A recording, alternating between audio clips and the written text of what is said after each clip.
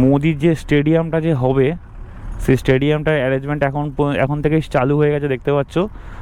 পাশাপাশি আমাদের সেই জেসিবি রয়েছে এখানে, একটা দুটো, ওইদিকে রয়েছে তিনটে চারটে পাঁচটা, ওইদিকে ছটা, মানে প্রায় অনেকগুলো জেসিবি রয়েছে, বুলডুজার রয়েছে, যারা মাটি কাটছে। কি গাড়ি, এগুলোর নামগুলো একটু জানাবে। কাটার মাঠে এখন ঘুঁটে শিল্প দেখার জন্য মোদিজি আসছে আমাদের সিঙ্গুরে। রয়েছে গাড়ি, দেখতে পাচ্ছ। ও ভাই, ও BMW. Hello friends, okay back to our YouTube channel biker boy 09। So guys, আজকে সানডেতে সকালবেলা ঘুম থেকে উঠতে পারিনি কেউই, আর 9টা সাড়ে 9টার মধ্যে বেরিয়েছি। আমি আর অমিও যাচ্ছি, ও এনেছে ওর পালসারটা, ঠিক আছে, পালসার N250, আর আমার ওইদিকে মনস্টারটা রয়েছে। তো এখন যাবো সিঙ্গুরের দিকে। তো তোমরা ব্লগটা দেখতে থাকো, কী কী দেখাই তোমাদেরকে। আজকে একটু অন্য জায়গায় যাওয়ার প্ল্যান করছি, ঠিক আছে। তো চলো রাইড করা যাক। করে চালাবি, চালা। তো আজকে আমি ভাইয়ের N250টা চালাচ্ছি, আর ভাই আমার বাজ পাখিটাকে চালাচ্ছে। সত্যি কথা বলতে আমরা তো ইচ্ছা করে যে মর্নিংয়ে রাইড করব, হ্যাঁ, কিন্তু আমরা এতটাই কুঁড়ে যে মর্নিংয়ে আমরা রাইড করতে পারি না, মানে উঠতে পারি না। সেই জন্য মর্নিংয়ে রাইডটা আমরা পাই না। তো সকালবেলায় গেলে কী বলতো, সকালবেলায় গেলে অনেক সুপার বাইক থাকবে, তাদের সাথে সাথে যাবো, সেইগুলোর হয়ে ওঠে না। এটা আমাদের বড়া তেলিয়ার মোড় পাম্প, এটা হচ্ছে পেট্রোল পাম্পটা। আর আমরা এখন রোডে উঠছি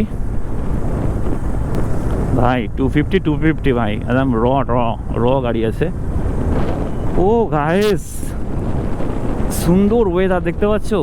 আর আমার রাইড করতে গেলে আমার একটু রোদ চাই, মানে একটু সূর্যের আলো থাকবে না, একটা কালার কমিশনটা তোমরা বুঝতে পারবে যে গোপ্রোর যে কোয়ালিটি কাকে বলে, সেটা তোমরা বুঝতে পারবে যে গোপ্রোর কোয়ালিটি কাকে বলে। এই কিছুদিন এত ঠান্ডা পড়েছিল, এত পরিমাণে গাইস ঠান্ডা পড়েছিল, মানে -7 ডিগ্রি সেলসিয়াস, মানে এত ঠান্ডা, মানে কি বলবো, মানে বাড়ি থেকে বেরোতে ইচ্ছা করছে না, আর কম্বল থেকে বেরোতে ইচ্ছা করছে না। তা আমার অনেক সব বন্ধুরা আছে, তো তারাও মানে অনেক জায়গায় রাইডে ফাইডে যায়, তো তাদের সাথে যোগাযোগ করছি। এবার একসাথে অনেক রাইড দেখতে পাবে তোমরা, আশা করছি। আর তোমাদের ওখানে ঠান্ডাটা কেমন এখনও পর্যন্ত রয়েছে সেটা একটু জানাবে। দেখতে পাচ্ছ ভাই আমার বাজ পাখিকে নিয়ে যাচ্ছে আমার ভাইকে কেমন লাগছে একটু জানিও। দারুণ লাগছে। এই প্রথমবার মানে বাজ পাখিকে আমি দেখতে পাচ্ছি যে আমার সামনে দিয়ে যাচ্ছে। এতদিন হয়তো আমার ব্লগে দেখতে পেতে, বাট আজকে আমার সামনে দিয়ে যাচ্ছে বাজ পাখি। ভাই সাইড থেকে একটু দেখিয়ে দিই কেমন লাগছে বাজ পাখিকে। ভাই দারুণ লাগছে, দারুণ। বাজ পাখিকে অন্য কারোর হাতে দিয়ে দিয়েছি গাইস আজকে। তো চলো আজকে N250 একটু রিল্যাক্স ফিল করি। ভাই অনেকদিন ধরেই আমাকে রিকোয়েস্ট করছিল যে তোমার বাজ পাখিটাকে চালাবো, তো সেই কারণেই বাজ পাখিটাকে দেয়া।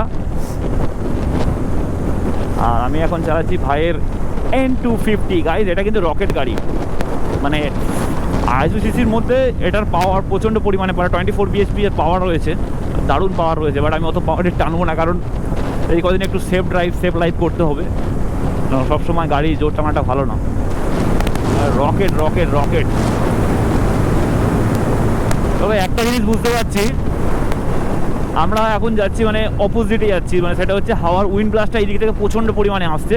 তো নেকেড গাড়ি আর স্পোর্টস গাড়ির মধ্যে একটা ডিফারেন্স আজকে বুঝতে পারছি, সেটা হচ্ছে নেকেড গাড়ি যখন আমি ওই দিকে যাচ্ছি তখন উইন্ড ব্লাস্টটা প্রচণ্ড পরিমাণে আসে, যেটা আমার হ্যান্ডেলটাকে কাঁপিয়ে দিচ্ছে। কিন্তু আমি যখন বাজ পাখিটাকে চালাই, ওটা হচ্ছে স্পোর্টস মডেলের হচ্ছে আমার উইন্ড ব্লাস্টটাকে সাইড করে কাটিয়ে দেয়। এটার একটা ফায়দা রয়েছে স্পোর্টসে। আর নেকেটে যারা চালায়, নেকেটে তারা ফায়দা কিছু জানে, বুঝবে হয়তো। তো তোমরা যারা জানো, ওই দেখো আমার দুটো বাচ্চাখানে রয়েছে, ওরা সুপার বাইক দেখছে। দেখো একটা সময় ছিল যে আমরা সকালবেলায় ঘুম থেকে উঠতাম না সাইকেল নিয়ে, ঠিক এদের মতন ঠিক সাইকেল নিয়ে আমরা বেরাতাম। তেলিয়ার মোড় বলে যে জায়গাটা, আমরা তেলিয়ার মোড়ে সাইকেল নিয়ে আসতাম ঠিক ভোর 5টা 5:30, সেই সময় এত কনকনে ঠান্ডাতে সাইকেল নিয়ে আসতাম শুধু একমাত্র সুপার বাইক দেখার জন্য। সেই ফিলিংসটা আজও ভোলার না।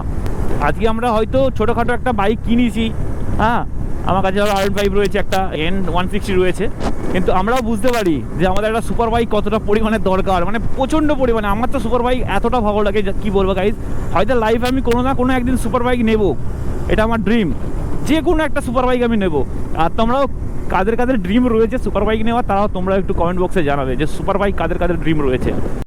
তো গাইজ আমরা এখন বাইপাসে নেমে গেছি, কারণ আমরা লেফট সাইডে এক জায়গায় যাওয়ার জন্য যাবো বলে বাঁ সাইডে রয়েছি। আর সত্যি ভাই, আমি আবারও বলছি মানে ভাইকে কিন্তু খুব সুন্দর লাগছে, এটা দেখে নাও, ঠিক আছে। বাজপাখির এমনই R15 এর সিটিং পজিশনটা এমনই না, মানে পেটে লম্বা চওড়া যেমনই হোক তাকে কিন্তু খুব সুন্দর লাগে, এটা কিন্তু মানতে হবে। এখানে কি এত গাড়ি কেন ভাই, কি ব্যাপার, দেখবো নাকি ভাই?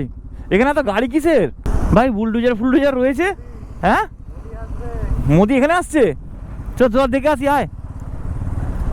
কি বলছে গাইস, এখানে নাকি মোদি আসছে? সেই তো আমরা এই টাটার মাঠ দিয়ে ঢুকেছিলাম, বাট এখন তো পুরোটাই চেঞ্জ হয়ে গেছে।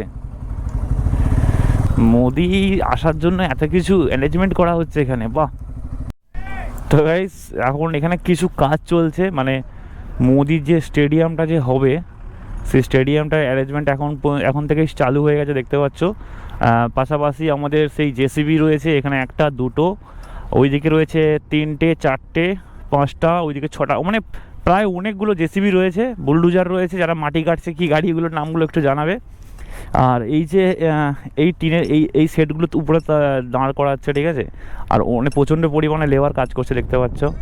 হ্যাঁ, আর সাইডে অনেকটা প্রচণ্ড পরিমাণে কাদা মাটি খোঁড়া হচ্ছে। মানে জায়গাটা কি ছিল ওটা আমি ভাবছিলাম, জায়গাটা পুরো বন হয়ে পড়েছিল, এখন প্রায় পরিষ্কার পরিচ্ছন্ন হয়ে গেছে, মানে অনেকটা ফাঁকা জায়গা পরিষ্কার করে দিয়েছে, দারুণ লাগছে। কি সুন্দর জায়গা গাইস, এখানে একটু ফটো শ্যুট করবো ভাবছি। এখানে অনেক সবাই ফটো শ্যুট করে, তো ওটা লোভ লেগে যায় যে না ফটো শ্যুট কবে করবো। ও সেই জায়গাটা এলে না কি শান্তি লাগে, একটা আলাদাই ফিলিংস লাগে এই জায়গায়, রাস্তাটা। ও তাহলে আমাদের সিঙ্গুরে কুটির শিল্প, মানে টাটার যে মাঠ, আমাদের সিঙ্গুর যে টাটার মাঠ, সেই টাটার মাঠে 18 তারিখ আমাদের ভারতের প্রধানমন্ত্রী নরেন্দ্র মোদি আমাদের এখানে আসছেন, তো সবাই মোটামুটি চলে আসবেন।